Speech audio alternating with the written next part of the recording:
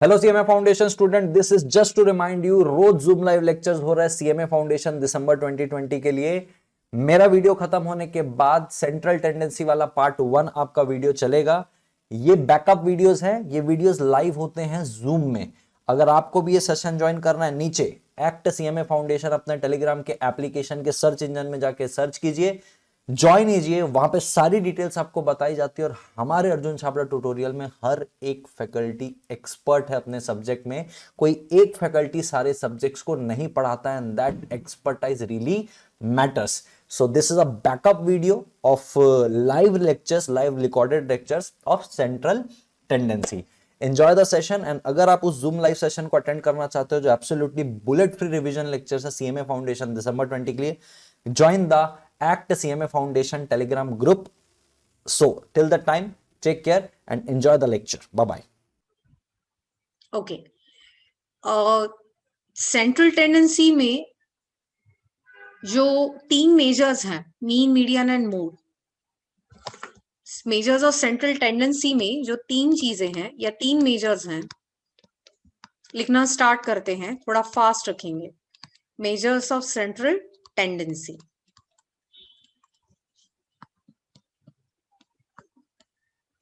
पहला होता है मीन, दूसरा होता है मीडियन और तीसरा होता है मोड। तीनों का अपने आप में अलग अलग सिग्निफिकेंस है। मीन को वैसे हम लेमैन्स लैंग्वेज में एवरेज भी बोलते हैं। मीन को वैसे लेमैन्स लैंग्वेज में हम एवरेज भी बोलते हैं। मीडियन को एक एडिशनल नाम है और उसे पोजिशनल एवरेज भी बोलते हैं। Median is also known as positional average. Mode वो वाला ऑब्जर्वेशन होता है जो बहुत बार दिख जाता है आपके सीरीज में। So basically measures of central tendency में 3 चीजें हैं, mean, median and mode. Mean को लेमैन्स लैंग्वेज में हम एवरेज भी बोलते हैं, whereas median is a positional average. Mode is nothing but the maximum number of times जो ऑब्जर्वेशन दिखता है उसे हम मोड बोलते हैं। Excuse me. Coming back to the point, mean में और आगे 3 टाइप्स की कैटेगरी है, arithmetic mean, geometric mean and harmonic mean.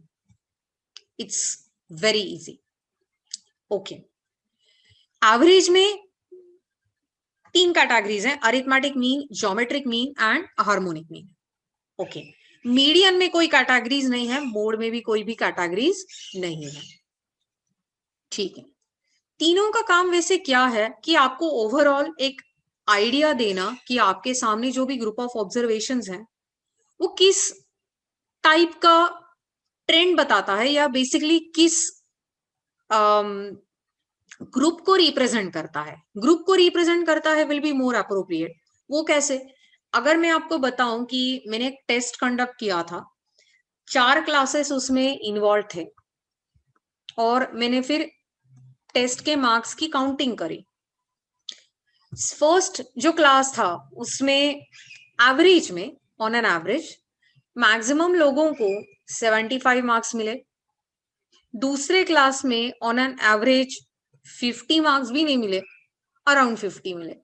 तीसरे में एवरीबडी एक्सीडेड 90 एंड फोर्थ में सबको अराउंड 60 मार्क्स मिले। अब अगर स्कूल डेज हम याद करेंगे, इमीडिएटली आप मुझे बताना स्टार्ट करेंगे तो हो सकता है ये ग्रेड ए है, ये बी है, ये सी है और ये डी है। कैसे पहचाना आपने? जो भी आपकी सेंट्रल वैल्यू है जो ग्रुप को रिप्रेजेंट करती है उसे देख के आपने पूरी चीज का आइडिया लगा लिया। आई होप दिस इज क्लियर। क्योंकि क्या होता है गाइस, अगर आप कंपनीज में भी बात करें तो लोअर लेवल का जो मैनेजमेंट है ना, वो डेटा मेंटेनेंस का काम करता है। डेटा कलेक्शन, डेटा मेंटेन करो, डेटा बेस मेंटेन करो। जैसे जैसे हम लोअर से हायर की तरफ जाते हैं, जैसे सीईओ लेवल तक जाते हैं या डायरेक्टोरियल लेवल पे जाते हैं, इन लोगों के पास ना पूरे डेटा की तरफ देखने के लिए टाइम नहीं होता है। सो ये लोग मोस्टली एवरेज में चीजें देखते हैं, they do not have a time to have a look everything in detail, and that's why what they prefer doing is, ये लोग एवरेज वैल्यूज देखते हैं या फिर ग्राफ्स देखते हैं या फिर बार चार्ट्स देखते हैं या पाई चार्ट्स देखते हैं. So statistics is very very helpful in order to know एकदम समराइज्ड फॉर्म में कि पूरी चीज में क्या चल रहा है. I hope this is clear. एक एग्जांपल और भी देती हूँ. मैं आपको 3 सिचुएशन में 3 अलग अलग टाइप के लोगों का इनकम बताती हूँ. टाइप मतलब ये ग्रुप है, तो 3 ग्रुप्स हैं, हजार हजार के लोग हैं, हर ग्रुप में हजार हजार लोग हैं. सो जो पहला क्लास है वो 1 महीने के 5,000 कमाता है. जो दूसरा क्लास है वो ऑन एन एवरेज 1 महीने के 1 लाख कमाता है. और जो तीसरा क्लास है वो ऑन एन एवरेज 30,000 कमाता है. आप इमीडिएटली क्या बोलोगे? Okay, this is the highest earning group. ये प्रोबेबली आईटी वाले लोग होंगे. ये कहीं पे सेमी स्किल्ड टाइप का जॉब करते होंगे, बहुत बड़ी कंपनी में काम नहीं करते होंगे, बहुत ज्यादा पढ़े लिखे भी नहीं होते हैं. आजकल 30,000 कमाना बहुत मुश्किल भी नहीं है. लेकिन ये वाली क्लास ना एकदम लेबर क्लास होगी. इनका इनकम क्या है? बहुत ही कम है. सो मैंने 1,000 लोगों की इनकम की तरफ देखा ही नहीं. मैंने क्या किया, बस एक रिप्रेजेंटेटिव वैल्यू की तरफ देखा जो एक एवरेज था, और पूरे ग्रुप का क्या कर दिया, अंदाजा लगा दिया. तो सेंट्रल टेंडेंसी में that's what it is done. हम लोग बस एक वैल्यू की तरफ देख के ये गेस कर लेते हैं कि ग्रुप कैसा काम करता है. ओके, सो सबसे पहले हम एवरेज की तरफ जाने वाले हैं, उसके बाद हम बाकी की चीजें देखने वाले हैं. सो सबसे पहले जाएंगे हम अरिथमेटिक मीन में. सबसे पहले हम जाएंगे अरिथमेटिक मीन में. अगर 2 वैल्यूज दिए हैं ए एंड बी, तो अरिथमेटिक मीन आएगा a plus B by 2. Geometric mean आएगा square root of A B, and harmonic mean आएगा 2 upon 1 upon A plus 1 upon B. इसे आप और भी मॉडिफाई करेंगे तो technically this will be 2ab upon आएगा a प्लस बी. एक बार और रिमाइंड करा दूं कि this is in the form of revision guys. आपने घर पे अच्छे से मॉड्यूल में खुद से एक बार देखना है, ठीक है. अब मैं आपके लिए एक असाइनमेंट दे रही हूँ. I am giving you 2 values. आप अरिथमेटिक मीन बताएंगे, ज्योमेट्रिक मीन बताएंगे और हार्मोनिक मीन बताएंगे. चलिए, the values are 4 and 16.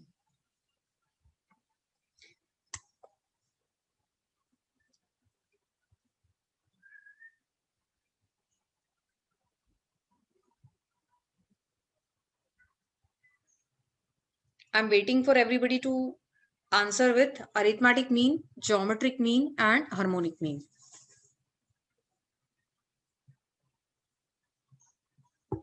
I think there is one person that has answered.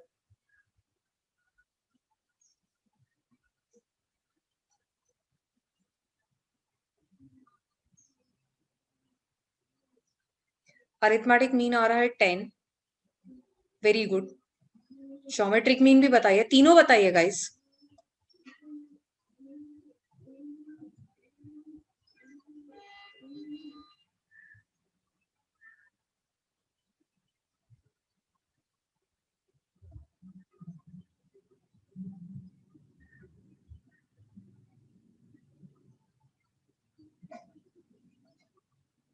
पलक जी, इसे पॉइंट में कन्वर्ट करके बता सकते हैं आप.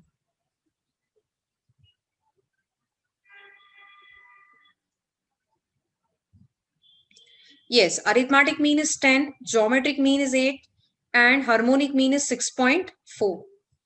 I'll wait for everyone क्योंकि कुछ केसेस में नेट स्लो होता है. मुझे आने दीजिए आपके जवाब.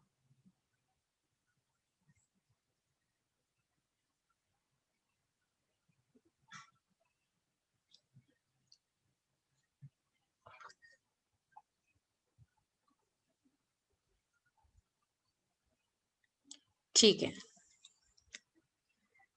ये तो समझ में आया कि स्क्वायर रूट देने पर ज्योमेट्रिक मीन आपने कैलकुलेट कर लिया 2 रीडिंग्स होने पर.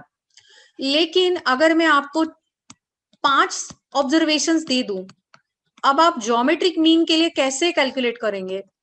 That will be 5th root of product of these terms. ये किसको करना आता है? किसको स्टेप्स आते हैं? Fifth root correct Priya. कैसे करेंगे मुझे जरा चैट बॉक्स में लिख के भेजे। फिफ्थ रूट करेंगे कैसे कैलकुलेटर पे, इतना करेंगे and then we will stop for the day. Akshit बोल रहे हैं HM is 4.8, मैं वेरीफाई कर देती हूँ।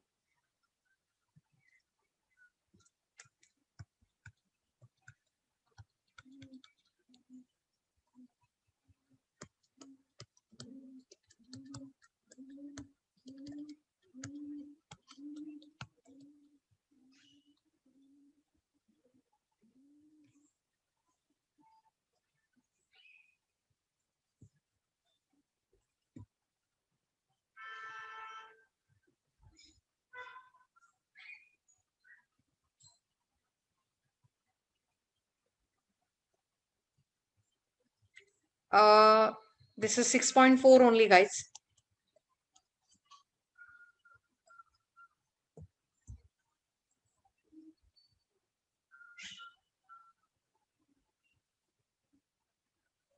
ऑलराइट, फिफ्थ रूट लेने के लिए आपने क्या करना है ये समझा रही हूं मैं। चलो, फिफ्थ रूट लेने के लिए पहले आप प्रोडक्ट लीजिए। मैं प्रोडक्ट के लिए आपको मदद करती हूँ। 3 इंटू 4 इंटू 5 इंटू 6 इंटू 7, सो ये आ रहा है फिफ्थ रूट ऑफ 2520। कुछ लोगों ने मेरे वीडियो लेक्चर्स में जो पूरा कोर्स है उसमें देखा हुआ होगा, वो मैंने कराया है काफी बार। करेक्ट, रेडमी नोट बताते हैं। करेक्ट गाइस, रेडमी नोट वाल आपका जो आंसर है बिल्कुल सही है। आपका नाम मैं नहीं जानती तो रेडमी नोट बोला मैंने। ओके, स्टेप्स लिख के लीजिए, स्टेप्स लिख के लीजिए। चल, पहले सब लोग ना 2520 अपने कैलकुलेटर पे लीजिए। स्टेप्स, अब एक सेकंड के लिए कैलकुलेटर बाजू में लिखिए, रखिए। Steps to calculate nth root. तो पहला स्टेप है प्रेस रूट 12 टाइम्स, पहले लिख के लेते हैं। फिर -1, फिर डिवाइडेड बाय n, फिर +1, फिर इंटू और इक्वल टू का कॉम्बिनेशन 12 टाइम्स।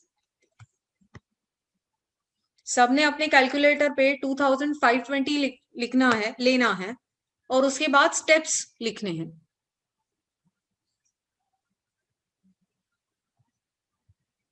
चलिए, 2520 आपके कैलकुलेटर पे है, बीच में कोई भी इक्वल टू का वगैरह साइन प्रेस नहीं करेगा। 2520 के बाद कैलकुलेटर पर रूट का साइन 12 बार दबा दीजिए। बीच में इंटू विंटू कुछ नहीं करना है, बस रूट 12 बार। ओके, राखी जी ने जवाब दिया है 4.79। लेट्स सी राखी सबका मैच होता है कि नहीं। ओके, अब बिना कोई और साइन दबाए हुए सीधा -1 कर दीजिए।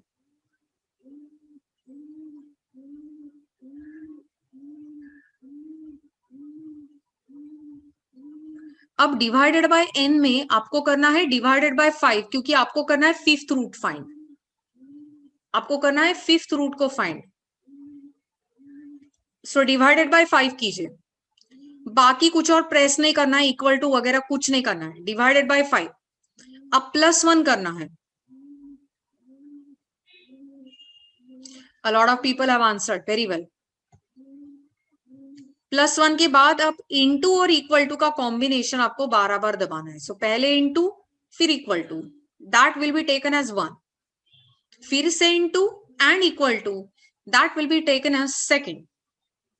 स्टेप्स अच्छे से लिख के लीजिए। Yes, the answer is 4.79. A lot of people have been answering that.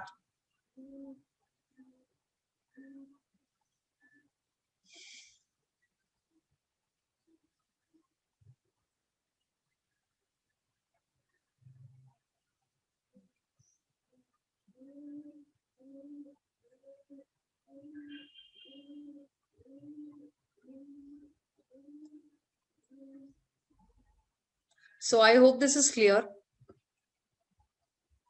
अगले सेशन में आई विल मेक श्योर कि हम बाकी का क्विकली रिवाइज करें, क्योंकि ये डिटेल में सॉल्व करने को खास कुछ आएगा नहीं, बिकॉज वी हैव एमसीक्यूज.